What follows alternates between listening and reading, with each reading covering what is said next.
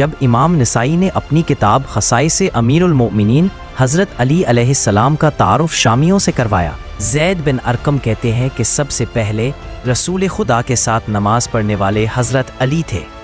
عائشہ بنت سعد بیان کرتی ہے کہ جوفہ کے مقام پر رسول خدا نے حضرت علی کا ہاتھ اٹھا کر فرمایا، اے لوگو، میں تمہارا ذمہ دار ہوں۔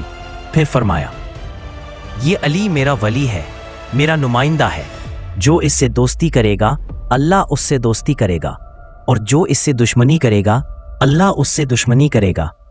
ابو ہریرہ کہتے ہیں کہ رسول خدا نے فرمایا، میں علم اس شخص کو دوں گا جو اللہ اور اس کے رسول سے محبت کرتا ہے اور اللہ اور اس کا رسول اس سے محبت کرتے ہیں۔